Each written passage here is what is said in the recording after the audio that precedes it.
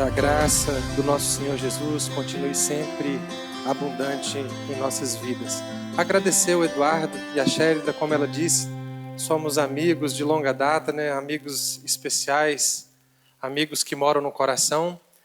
E desde já agradeço pela intervenção de vocês para que pudéssemos estar aqui nesta manhã.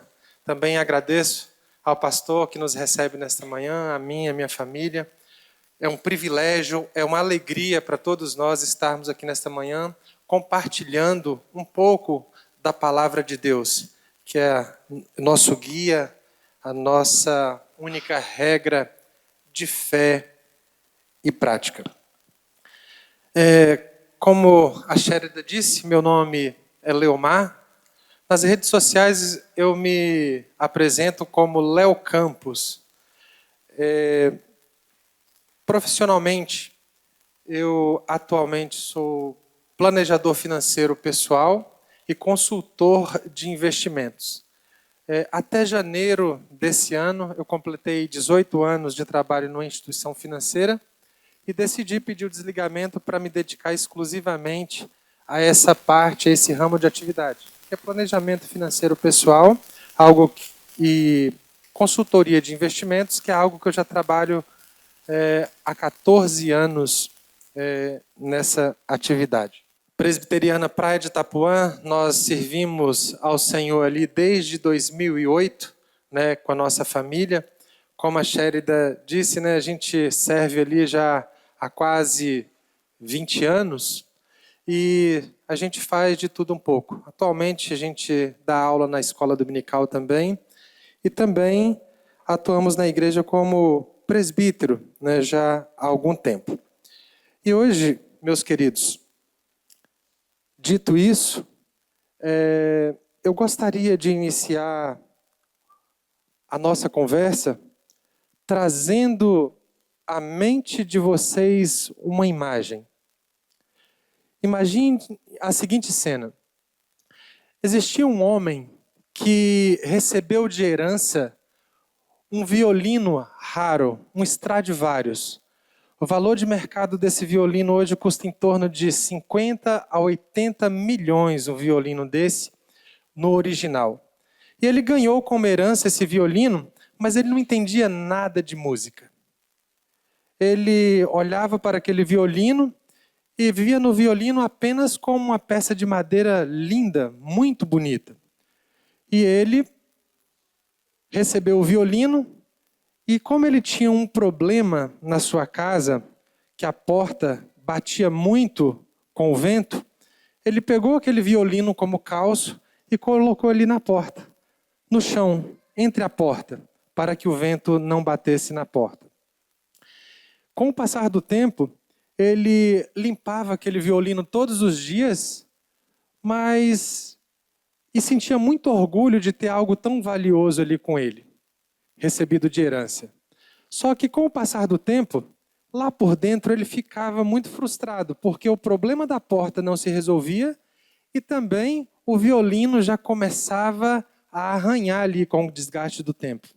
Certo dia, chegou um mestre de música na casa dele, olhou para o violino no canto da porta, pegou o violino e tocou uma linda melodia que encheu a casa toda de vida. Depois de tocar, ele olhou para o homem e falou assim: não é possível que você guardou esse violino por tantos anos para segurar a porta. Esse violino, ele foi criado para que ao ser tocado a sua melodia alegrasse as pessoas e enchesse os seus corações de alegria.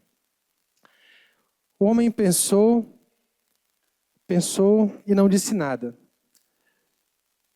O que eu quero dizer, meus irmãos, com essa metáfora? Essa metáfora, ela nos ensina pelo menos duas coisas. O primeiro ensinamento é sobre propósito. Propósito não é sobre aquilo que você tem. Propósito é sobre o porquê você tem. Isso é propósito. É o primeiro ensinamento. O segundo ensinamento é que muitos de nós estamos usando os nossos recursos, nós estamos usando os nossos talentos, nós estamos usando o nosso trabalho E muitas das vezes a gente usa somente para segurar a porta da sobrevivência. Em outras palavras, nós temos os instrumentos nas nossas mãos, mas às vezes falta a melodia. E quando a gente perde o nosso propósito, nós caímos em algo que eu costumo chamar de uma jaula moderna. Para a gente entender um pouquinho melhor o que é uma jaula moderna, eu não quero aqui comparar sofrimento, mas eu quero usar uma comparação da escravidão histórica com a escravidão financeira moderna. Historicamente, eu creio que é claro para todo mundo que a escravidão ela tirava a liberdade da pessoa. Além de tirar a liberdade, ela tirava toda a autonomia da pessoa.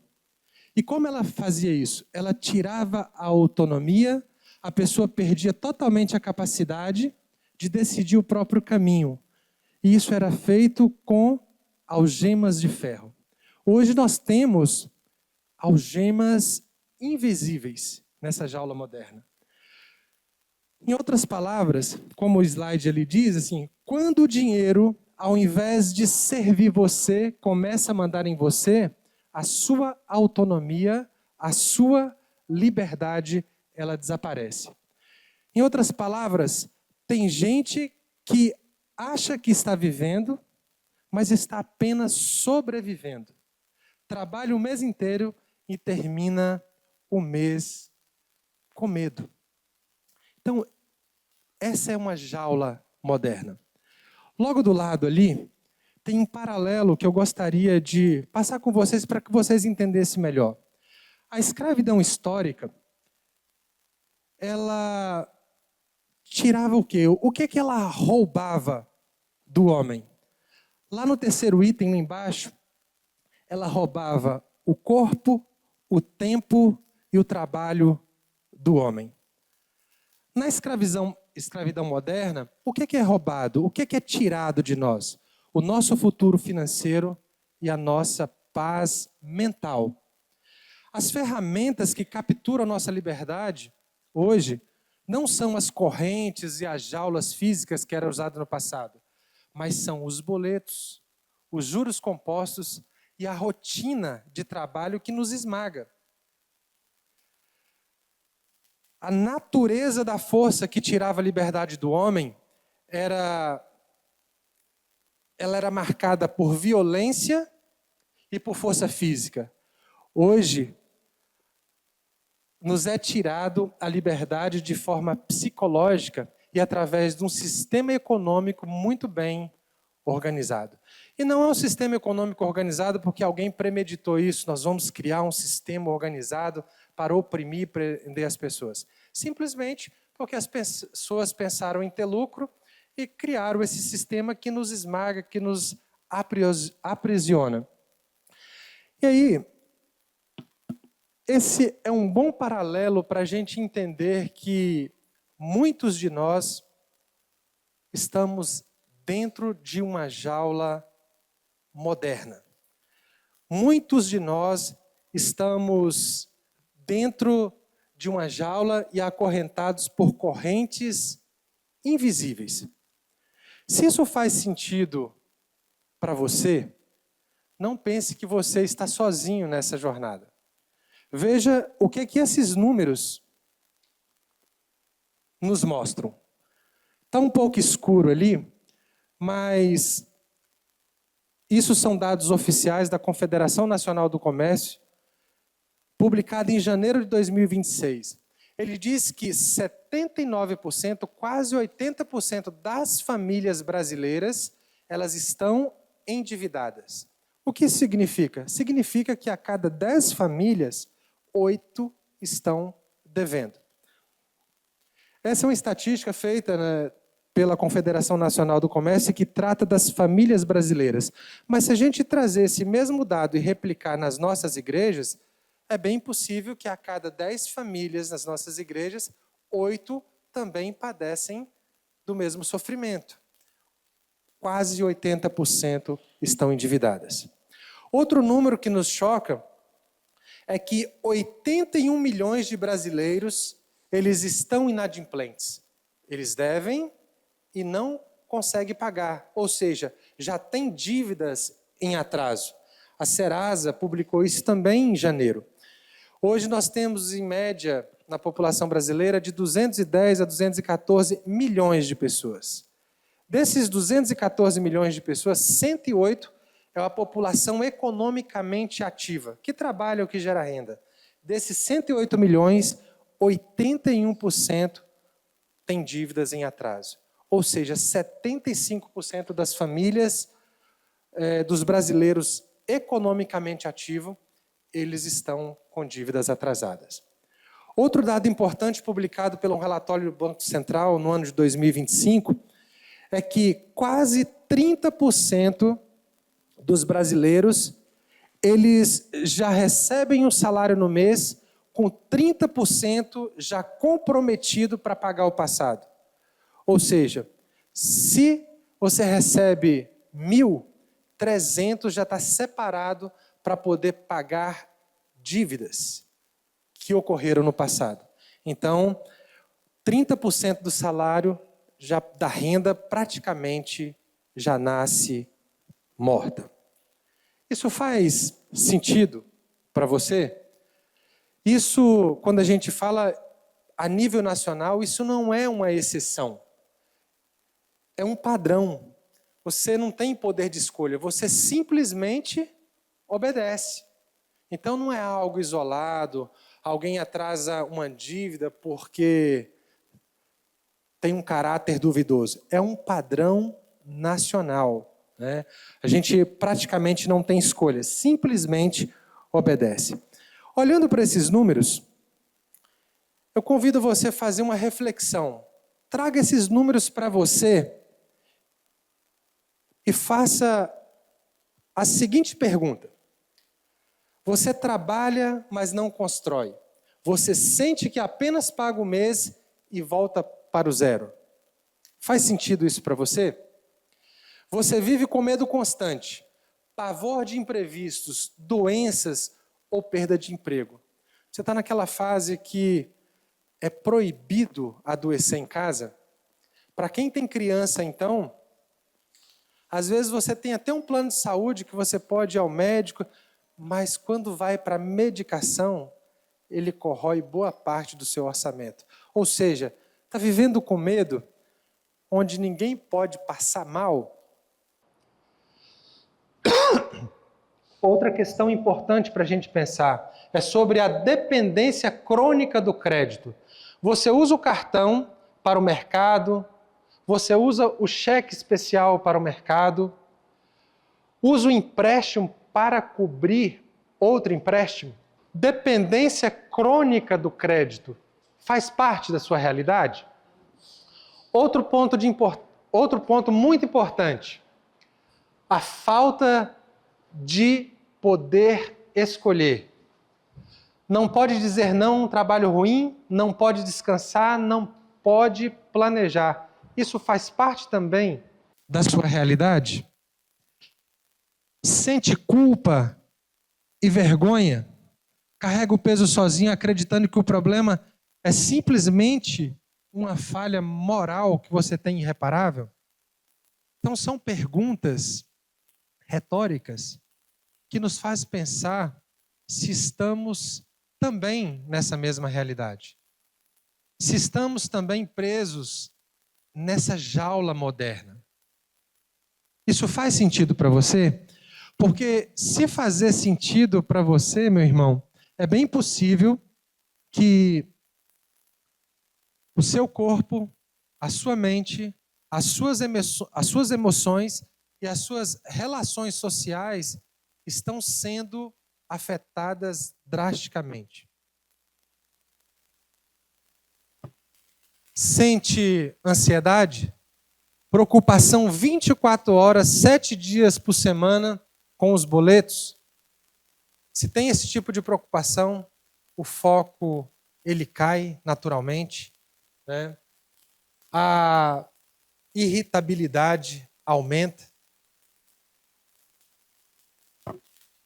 E isso reflete no corpo, com alto grau de estresse.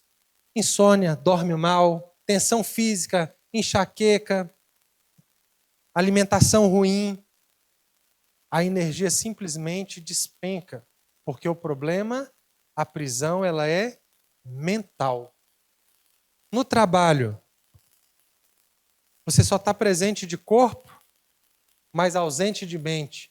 Risco absurdo de adoecimento mental e queda brusca de desempenho. Eu vou mais além.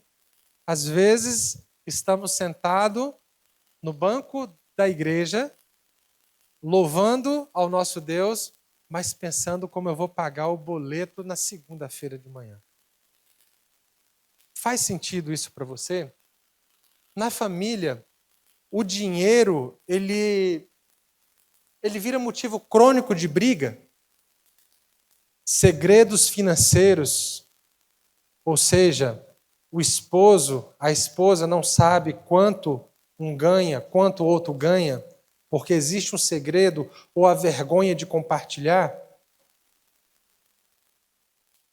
Socialmente, você vive isolado porque a vergonha de estar passando por essa situação gera afastamento, fuga dos amigos, medo de ser julgado e perda da rede de apoio. Isso faz sentido para você? São perguntas para a gente pensar. Importante saber que você não está sozinho nesse barco. Como os próprios números nos mostraram, mais quase 80% da população brasileira tem essa dor. Quase 80% das famílias brasileiras estão aprisionadas nessa jaula moderna das finanças. Consequentemente, não conseguimos progredir. Consequentemente, não conseguimos avançar. E aí, irmãos, você deve estar se perguntando, diante de toda essa dor, o que eu faço? A Bíblia tem alguma resposta sobre isso? A palavra de Deus fala alguma coisa sobre isso? Só para os irmãos entenderem, a palavra de Deus, ela contém, as Sagradas Escrituras, mais de 2.350 versículos que aborda sobre o tema de dinheiro, posses e finanças. Das 38 parábolas que Jesus mencionou, 16 delas estão relacionadas ao tema de dinheiro, recursos e posses. Outra coisa importante que a palavra de Deus menciona é que as riquezas, o dinheiro, eles competem com o senhorio de Cristo sobre a nossa vida. Não precisa de abrir, mas olha o que diz a palavra no livro de Mateus, capítulo 6, verso 24. Ninguém pode servir a dois senhores, porque ou há de aborrecer-se de um e amar ao outro, ou se devotará a um e desprezará o outro. Não podeis servir a Deus e a riquezas. Então, o convite aqui nessa manhã é que, a partir de agora, a gente tire o violino ali da porta. E a gente passe de colocar ali a porta da sobrevivência, tirar o violino da porta da sobrevivência e entender o que é viver com propósito de acordo com a palavra de Deus. A Bíblia, ela contém muitas coisas sobre finanças. Ela fala sobre dívida, ela fala sobre servidão, ela fala sobre herança, ela fala sobre fiador, mas tem alguns pontos que a gente não pode deixar passar. Eu separei alguns pontos que merecem destaque dentro da palavra para a gente abordar aqui nesta manhã. A primeira delas é que nós precisamos entender e até mesmo mudar de mente é que a gente precisa mudar o paradigma. Ou seja, mudar o nosso pensamento de dono, eu sou dono, eu tenho, para mordomo. A palavra de Deus diz que quem é o dono? Quem é o dono de todas as coisas? É o Senhor. Salmos 24, versículo 1, diz que do Senhor é a terra e a sua plenitude, o mundo e aqueles que nele habitam. Outras referências, eu poderia citar uma meia dúzia aqui para os irmãos, mas em Levítico 25, verso 3, diz que do Senhor é a terra. Ageu, capítulo 2, versículo 8, diz que o ouro e a prata também são do Senhor. Salmos 50, de 10 a 12, diz que todos os animais, tudo que se move sobre o campo, tudo é do Senhor. Ou seja, a primeira coisa que nós temos que entender é que nada temos, tudo é do Senhor. Um outro texto bíblico que eu gosto muito e que resume tudo isso que eu estou falando está em 1 Crônicas, capítulo 29, versos 11 e 12, diz assim: Teu, Senhor, é o poder, a grandeza, a honra, a vitória e a majestade. Porque teu é tudo quanto há nos céus e na terra. Teu, Senhor, é o reino, e tu te exaltaste por chefe sobre todos. Riquezas e glória vêm de ti. Tu dominas sobre tudo. Na tua mão há força e poder. Contigo está o engrandecer e a tudo dar forças. Deuteronômios, capítulo 5, ali, capítulo 8, 18. Antes te lembrarás do Senhor teu Deus, porque é Ele o que te dá força para adquirires riqueza, para confirmar a sua aliança que sob juramento prometeu a teus pais, como se vê hoje. Em resumo, queridos, o que nós precisamos entender é que o nosso Deus é que tem a coroa. O nosso Deus está sentado no trono do universo e tudo o que existe pertence a Ele. E o que nós somos? Nós somos os mordomos. Nós somos os administradores. Como diz a parábola dos talentos, né? Um senhor chamou os seus servos, a um ele deu 5 talentos, a outro ele deu 2 e a outro ele deu 1, de acordo com a capacidade de cada um. E se ausentou. E depois de muito tempo, ele voltou e pediu contas a cada um deles. Em outras palavras, nós somos os administradores de tudo aquilo que Deus tem e nos coloca nas nossas mãos para que possamos fazer uma administração fiel daquilo que não é nosso. O estresse financeiro, ele nasce quando nós tentamos usar a coroa em vez de apenas segurar chaves, em vez de apenas exercer a mordomia.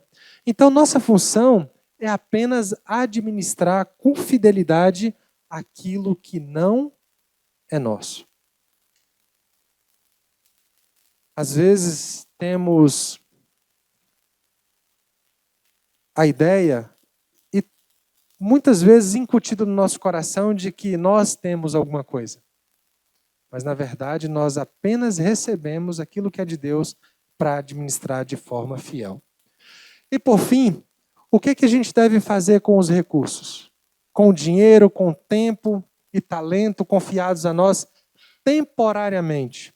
Na verdade, os recursos, as posses, o dinheiro, eles são apenas ferramentas em nossas mãos para a glória de Deus.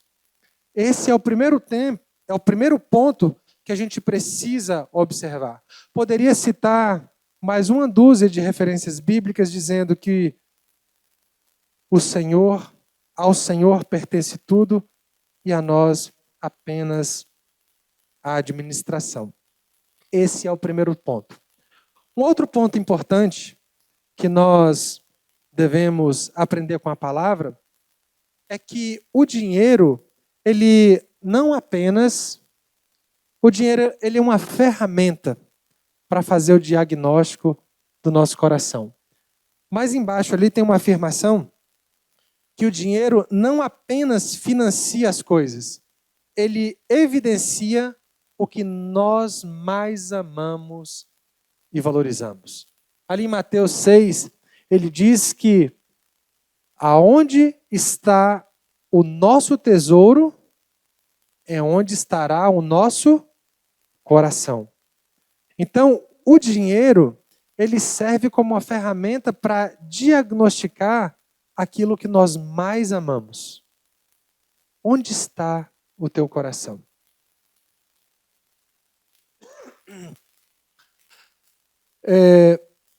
Se fôssemos parar para fazer uma auditoria pessoal no nosso coração,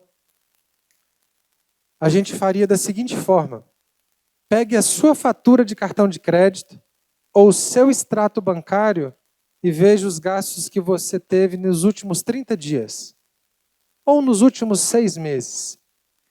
E você iria verificar qual desses gastos eles foi direcionado para comparação, foram motivados para comparação, eles foram motivados pelo status, ou foram gastos que foram direcionados para o sustento da família, ou foram gastos que foram direcionados para o próximo, ou foram gastos que foram direcionados para a expansão do reino de Deus? Se você fizer esse raio-x, vai revelar exatamente onde está o seu coração. Onde está o teu coração é onde está o seu maior tesouro. Então o dinheiro, meus queridos, ele revela aquilo que a gente mais ama. Quer ver algo interessante? Já pararam para pensar quanto tempo das nossas vidas, do nosso dia, do nosso ano, nós empregamos, nos esforçamos para ganhar o dinheiro? Já pararam para fazer a conta? Você acorda o quê? 7 horas da manhã, a preparação para ir para o trabalho para ganhar dinheiro. Ali mais 8 horas, 1 hora de almoço, uma para ir para voltar, mais 11 horas para ganhar o dinheiro. Você chega em casa, está preparando o dia, está preparando os filhos para estudar bem, para ser bem sucedido profissionalmente e ganhar dinheiro. Então o dinheiro, ele afeta muito a nossa vida e revela onde está o nosso coração. Esse é um segundo ponto que nós temos que observar. Outro ponto importante para a gente saber é: Deus fala qual é a vontade dele para conosco na utilização dos nossos recursos? A palavra de Deus explica isso. Se a gente for olhar o slide de forma geral ali, na sua totalidade, pode diminuir, por favor, lá embaixo, só para ver a figura toda. A gente vê que o cidadão do reino, ele, para ter a liberdade financeira dentro do reino de Deus, ele precisa de uma base. Ele precisa saber quanto ganha, como ganha, ele precisa saber como gasta, precisa saber a se planejar, evitar a servidão através das dívidas e a contribuir. Com essa base, a gente entende o que precisa fazer. Veja ali o que diz, por exemplo, em relação a como nós devemos ganhar o dinheiro. A palavra de Deus diz que nós devemos ganhar o dinheiro com honestidade, com justiça e trabalho diligente. Efésios 4:18, eu não vou ler os textos porque tomaria muito do nosso tempo, mas diz que aquele que roubava não rouba mais. Deve fazer o quê? Trabalhar para poder ganhar o seu sustento de forma digna. Então, a palavra de Deus tem uma série de versículos, séries de referência que nos ensina que nós devemos trabalhar para ganhar o nosso sustento. Paulo, se eu não me engano, em Colossenses, ele diz que aquele que não trabalha também é melhor que não coma. Então, a gente precisa trabalhar, buscar esse equilíbrio entre trabalhar de forma honesta, de forma equilibrada, mas também não colocar o trabalho, a busca pelo dinheiro, como o Senhor da nossa vida. Outro ponto importante é que a Bíblia também, ela nos ensina como gastar. Ela diz que a gente deve gastar com domínio próprio